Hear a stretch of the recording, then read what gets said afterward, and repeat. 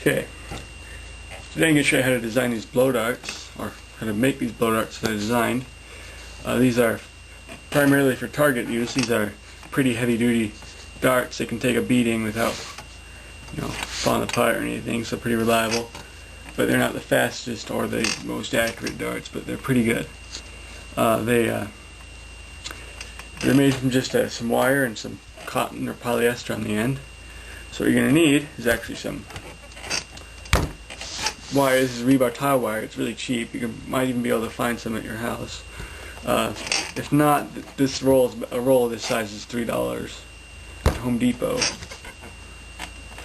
You're also going to want some sort of cotton or polyester material. This is my favorite to use is actually quilt matting. So this is actually for quilts. You put it in the quilt anyway. And you can even use cotton balls if you needed to. And you're also going to need some pliers. My favorite combination is the linesman's pliers and needle nose pliers. So these are really rugged and have a lot of power to them, and these are really give you a lot of control. So nice combination there. And you're also going to need some scissors. And you're also going to need some blowgun for something. There's a piece of pipe that I've used for my blowgun. This is the diameter I use. So I use this to make my darts, so you can size them up right. So first thing you need to do is cut a length of wire about 7 inches, a little bit longer, just so you can a little bit bigger for you to see. But actually you're going to want to cut it in half, or fold it in half, not quite in half. You want about an inch. One side about an inch longer than the other side. So like that. Pretty nice right there. But you're actually going to want to pinch the end, the fold, so it's really pretty tight. Don't need to do it too much. And then open it up so it's a big V with a tight end. And you want to get some of your matting material. This is for the fletchings or the tail or whatever you want to call it. I use actually quite a bit. And you want to fold it up or whatever. You want it really, really tight, because the more compressed it is, less fluffy it is. Less fluffy it is, the more it acts like a solid surface, which means it's going to have less drag. So less drag equals good, so it makes it go faster. So actually get as tight as I can get it by hand, and I force it down between this V, that kind of compresses it even more, as tight as I can go. Then get the needle nose pliers, and I actually go down even more. Get it right down in there. It's probably going to open up the V a bit, like that. Close it up. Go on the pliers, keep it closed. That. Just kind of do what you can, keep it really tight. And then, once you're satisfied, or whatever, cross it off, and actually, just wind it up. And I wind it up by hand usually. So you see on these, they're wound. The wire's all wound up, so as we're doing now. Actually, you want to clamp this down real tight too first, so just a little more. I kind of got it loosened up.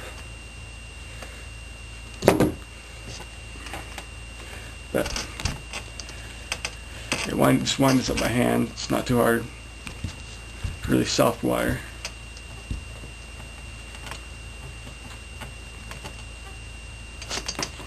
Okay. It looks like I see we got a bit of room here. It didn't get tight enough. So I'm actually going to want to tighten it up even some more, just to make sure it's really good. Especially just going to squeeze it with my pliers. And grab the linesman's, twist it. That should kind of vise down on it. So like that. Yes, now it's really tight. Okay. Anyway, so from there you got the basic dart, kind of messed up right now, but so the first thing you want to do is actually trim this a bit. So you want to find the end. You want to cut it level the end. It's not cut it flush right there. Take off about as much. Estimate about how much you're going to want to take off, and take about that much. Probably going to end up taking more. Then you're actually going to want to make sure that the end on the back is lined up with the shaft, so it's straight, so it doesn't bend inside the tail, because otherwise it won't fly as straight as you want it to. So once you're sure it's pretty straight, once you're sure it's not bent in there, then you can start trimming the tail off. And this is when I'd want my piece of pipe, so I can make sure it's the right size. So you cut it down.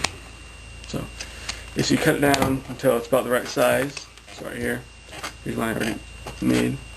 But it should be able to hold itself, but it should also be loose enough that it can just be shaken out really easy. So it's pretty.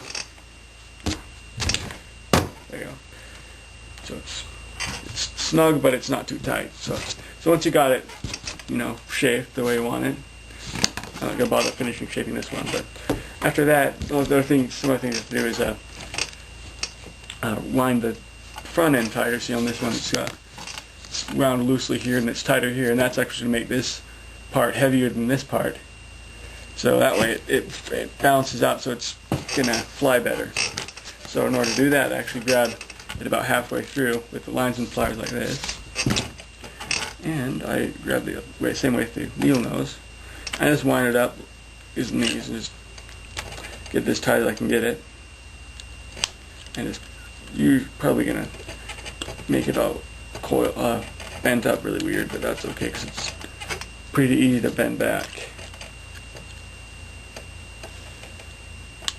So that's coiled up like that. So I just use the end of the pliers and just straighten it out. I can actually, on big stuff, it actually starts pretty easy. Just the linesman's pliers are so flat, when you pinch something that's not flat, it flattens it out pretty nice. So there you go. And then after that, just got it all done. All done. Let's try this one because we already did it. Assuming we already did the tail. Tail's all trimmed off. The body's shaped nice. The only thing left is the tip is still going to be a bit long. So we'll trim it, and it's not sharp at all either. It's just a flat cut. So, and these don't really need to be sharp. They're heavy enough that they'll sink into stuff. But so what I usually do is just give it a rough tip. I don't usually want the tip to be too long because since it's just one wire, it gets bent really easy. But I cut it like this at an angle. Cut it off. Get a nice little sharp tip thing. Can't really see it in there, but there you can kind of see it there. But so it's kind of sharp. And then from there, let's see. So your dart's basically done. The only thing is you can paint it. The fletchings on the back. The first few times you shoot it, some fluff will probably be pulled out, and you just want to trim that off. And painting them will prevent that. So that's how you make the dart. Some safety and legal information. These blowguns and blowdarts are illegal in California and some place in the United States, I think Missouri or Massachusetts or something like that. So you want to check your local laws with that. They're also illegal in Canada and in the United Kingdoms and probably some other places like that I don't know of. So check your laws to make sure that you're doing this legally. And then also safety. These things are actually they're metal, so they're pretty heavy. They just go pretty straight. Let's use a better dart that I can use. Looks better. So these actually are pretty dangerous if you get in the dirt. Pacific. So these will actually these will penetrate metal. You have like metal cans. I can actually shoot through an empty soda can with these. So safety. Don't shoot them straight up. Don't shoot them down range where you can't see. Use backdrops if you miss. It's gonna do something to stop it. Just use some common sense. Don't shoot animals unless you intend to eat it or whatever. You have a license to do so, and you're using it just, I don't know, that's legal either. So yeah, just blow dart. This is how you make it. There you go. My phone didn't ring that time.